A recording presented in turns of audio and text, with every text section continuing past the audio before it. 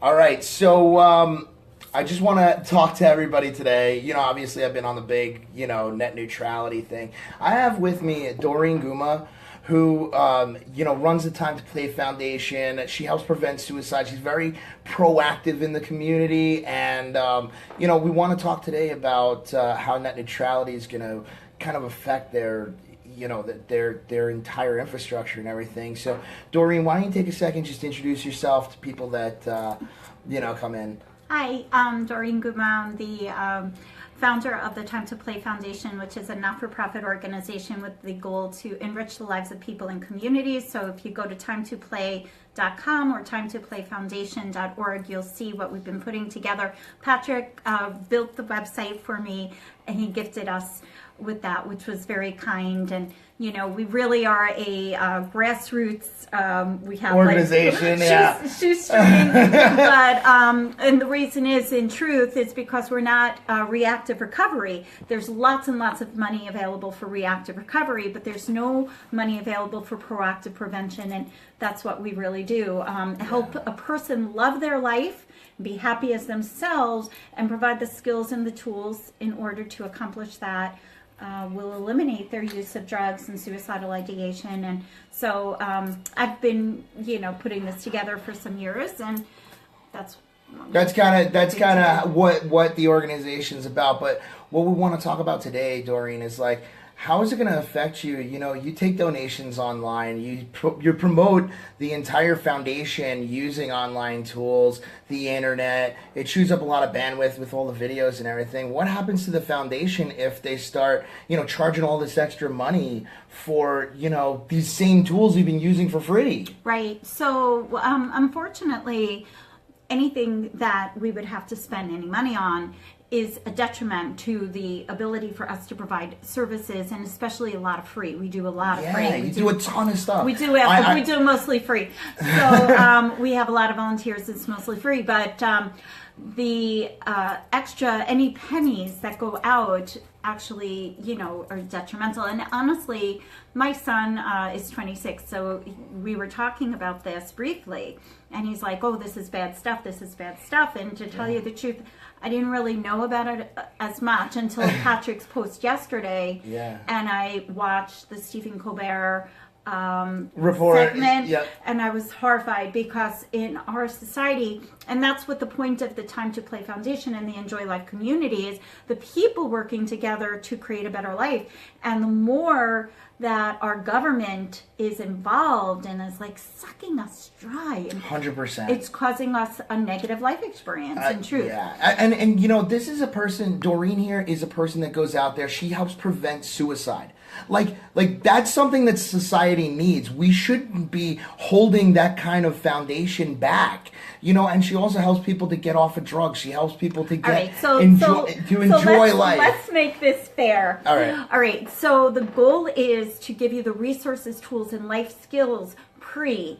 So I am not a recovery, and we are not Stop Suicide, because basically what we do, you'll never get to the point where you're going to want to do it in the first place. Right. So I just wanted to clarify, because... Sorry, I get a little... No, and put into perspective, all the suicide prevention and stuff like that is not working, because in our society, with all the stuff that's being done with drug prevention, suicide prevention, drugs are now the leading cause of death in people 50 and under.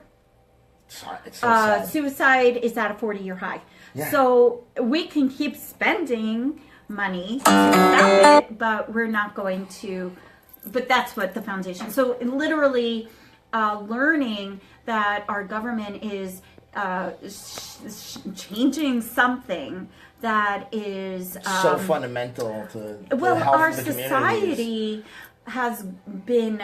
like everything surrounds, using the internet, whether it's, businesses, websites, sales, everything. I don't see how they can start to charge us additional. I mean, not for anything. I don't know about anybody else. Sorry about that. Technical issues. Not that I'm a computer geek or anything.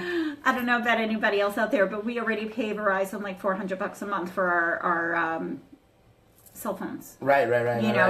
So I mean, now they're gonna jump it. Now you're gonna be accepting donations and stuff. Oh my God.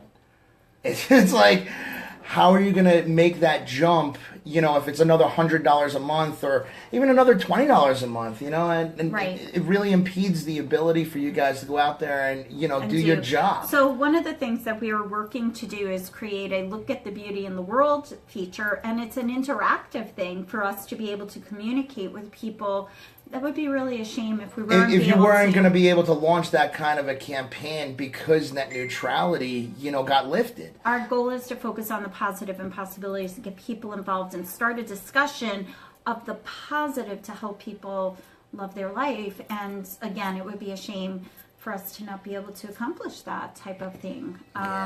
If there's something that our government is going to do that's going to hurt the normal little people, us little people, we want to try and stop that. So listen, here's how you do that. You have a voice, go to battleforthenet.com.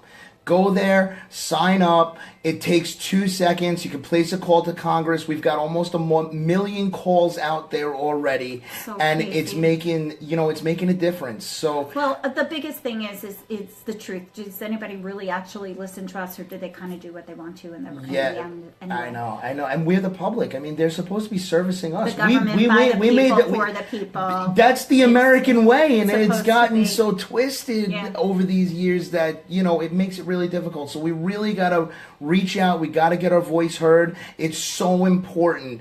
People like Doreen here, who's running a foundation, is going to run into real issues if this net neutrality thing gets lifted. The fact of it being that they're going to slow the internet for the people that are not paying the premium or something. Yeah.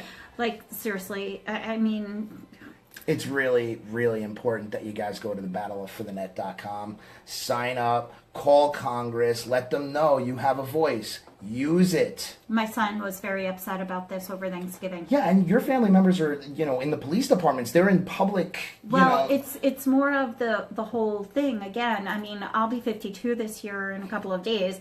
We have happy birthday, by the way. Thank you. We have all these people that have grown up with this internet, with this service. I mean, I can't imagine that what it's being going to be. taken Yeah, away. and they're really gunning for it. I mean, we have till the 14th. Oh, that was what I was going to tell you about. What? Okay, so I found I have this guy Evan. Hi, Evan, if you're watching. But anyway, his professor wrote a book called Veal. Okay. And I need to share that with you. And after Patrick sees that, I want to share it with everybody else too. But it was regarding how our youth is being bred as a commodity for this digital marketplace, and how we're like slaughtered veal. And this kind of embraced that. Yeah. So like the money that's being spent and generated from all this, it is really trying to turn us into cattle. I mean, in a lot of the hacker and troll communities, we refer to people sometimes as sheep, and sometimes it proves right. It's really kind of sad. I think we have to start to watch out for ourselves. 100%. It's called being awake. Doreen, thank you so much for coming on with me today. Welcome. It was so important to get this out there. And thank you guys for watching. It's, again, battleforthenet.com. Make sure you go there, sign your name, make a phone call, help stop lifting the bans on net neutrality. It's so super important.